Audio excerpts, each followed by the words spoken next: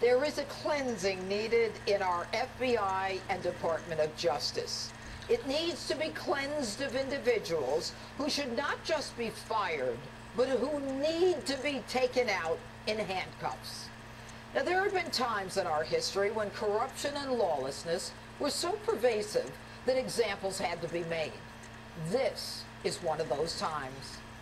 Handcuffs for Andrew McCabe, Deputy Director of the FBI, the man at the hub protecting Hillary and attempting to destroy Trump.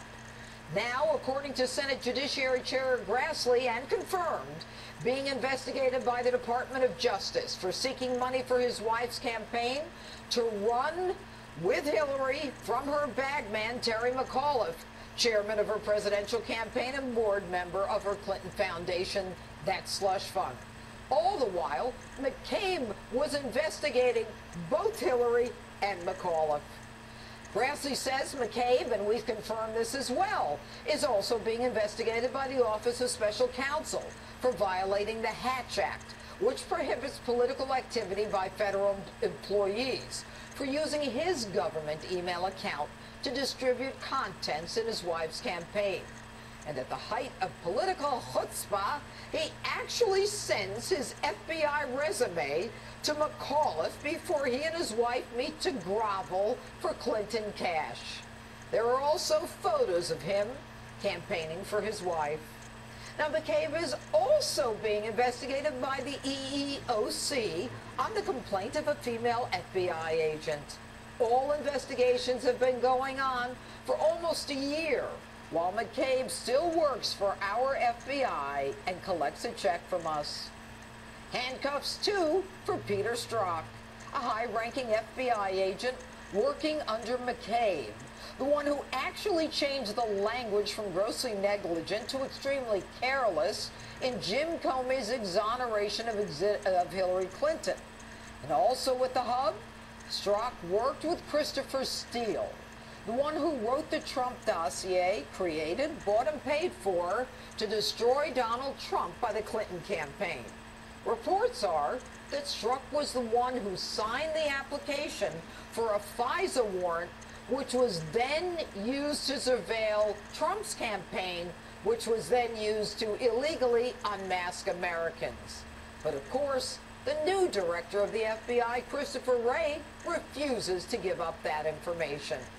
And Strzok, after being loaned from the FBI to Mueller's team, almost one and the same at this point, is removed from Mueller's team because of anti-Trump text messages to his mistress, a lawyer for the FBI.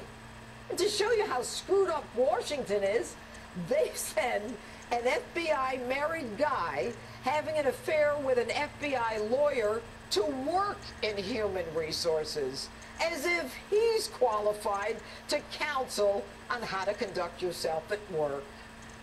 And by the way, if that's the only reason Strzok was demoted, why wasn't she demoted? Maybe because that's not the only reason. And Bruce Orr, Assistant Deputy Attorney General, another beaut. He secretly meets with the guys from Fusion GPS, the ones who received money indirectly from the Clinton campaign to write the fake dossier bought and paid for by the Clinton campaign to destroy Trump. And James Comey, the one who exonerated Hillary before the investigation was completed. The man who, with one question, could have indicted Hillary. Did you send United States classified information on an unsecure server? If she says yes, that's a crime. And if she says no, that's a lie. You remember Comey, the one who conducts himself in a holier-than-thou manner. People at the FBI called him Cardinal Comey behind his back. So political, so corrupt. He decides to take over the Attorney General's job to announce no charges against Hillary. The one warning Hillary Clinton at every stage what he's looking for. Her iPhone, her laptop, her server. Giving her the chance to delete 33,000 emails and then permission to obstruct justice with a hammer, bleach bit, and a delete button. Now, you remember when Comey reopened Hillary's case in October, before the election, right after he exonerated her? Everyone started saying, look, this guy is so fair. Folks, he wasn't being fair. The NYPD was going to out him when they found classified information on dirtbag pervert Anthony Weiner's laptop from Uma and Hillary and Robert Mueller.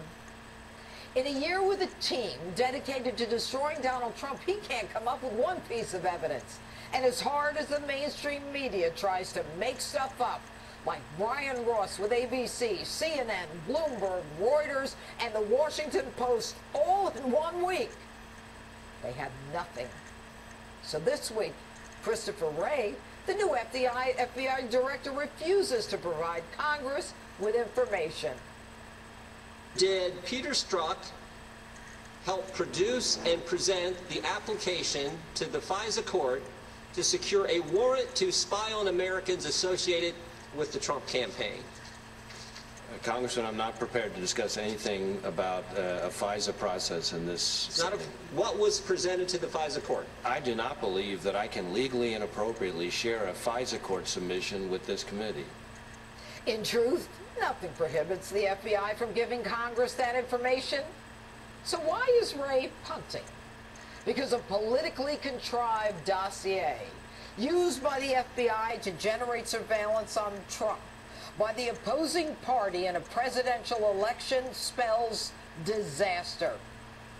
For the better part of the last year, you and I have watched together as members of Congress beat their chest every time they have a hearing. Well, I, for one, am tired of investigations, politicians posturing. Something more has to be done.